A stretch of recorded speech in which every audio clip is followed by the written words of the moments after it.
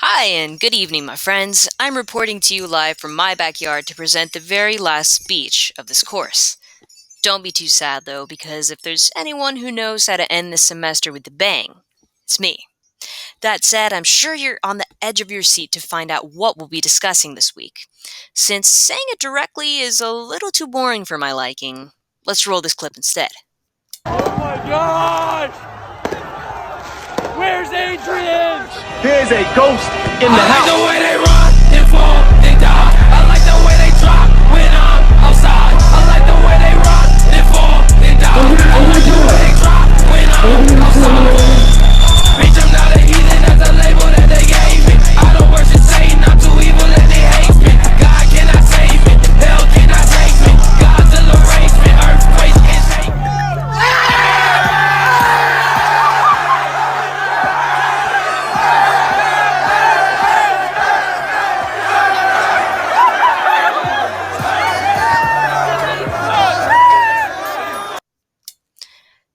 Definitely a lot to take in, right?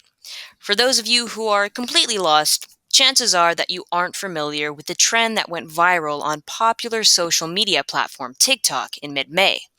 This trend was widely known as Adrian's Kickback and featured a teenage boy inviting his TikTok following to celebrate his 17th birthday with him at Huntington Beach. As you saw, this event quickly spiraled out of control to the point where law enforcement was called upon to get involved. And as much as I love a good party, we have to wake up and realize that the fashion in which Adrian's kickback was carried out was flat out irresponsible and dangerous. That's why I've come up with a Gen Z friendly campaign that emphasizes why there are more drawbacks than upsides to continuing Adrian's kickback in the same reckless manner we witnessed.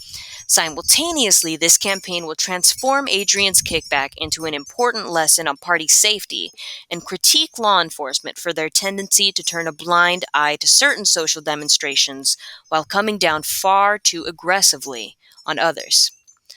First things first, let me provide greater context on the two central problems this campaign hones in on: party safety in public spaces and the ongoing issue of police brutality towards particular demographics. While unsafe partying is nothing new in America, that doesn't take away from the fact that not taking precautions, acting impulsively, and putting yourself in a situation where you and your friends could potentially get hurt has a number of negative consequences, especially when making the decision to party in the middle of a global pandemic. The risk of contracting a serious disease is at an all-time high.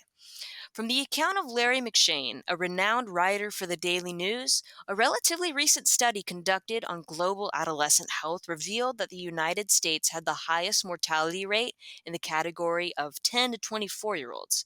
A majority of these deaths are coming from the right end of the scale, and to no surprise, excessive partying is the overarching reason for their untimely demise.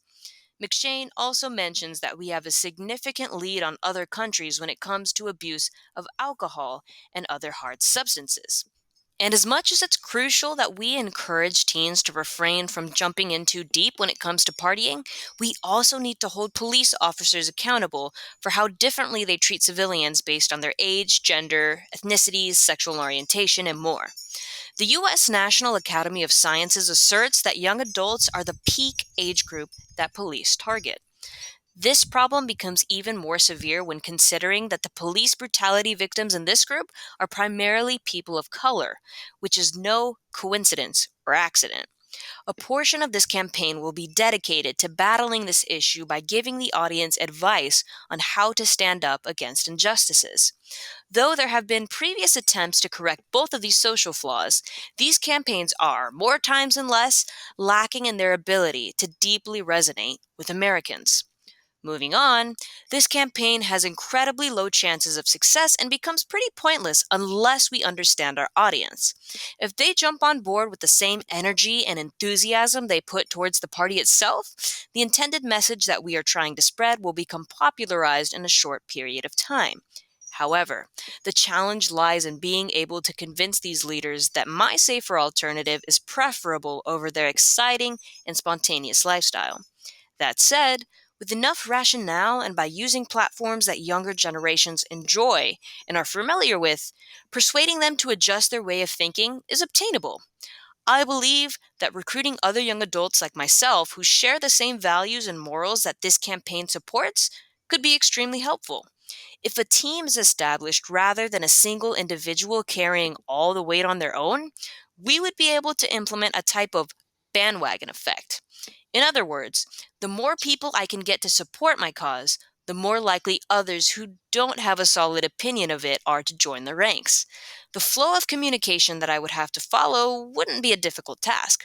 Since I am equally as acquainted with social media as the leaders of my audience, I have the skills needed to be able to follow trends and determine which platform is most relevant at any given time. Now, at this point, you may still be wondering, well, this campaign sounds good in theory, but what strategies are we going to use to actually bring it to life? Don't worry, I got you covered. Number one, I will discover who specifically is leading the movement for Adrian's kickback, besides Adrian himself, and do individual research to understand their motives, desires, and values. Number two, I will recruit a team of adolescents and young adults to assist me in crafting this campaign.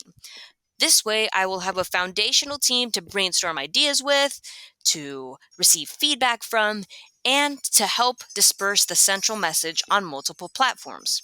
Number three, I will create a trendy hashtag on social media, hashtag PartySmart, in order to give advocates and supporters a place to spread the word and express their own guidance on this topic.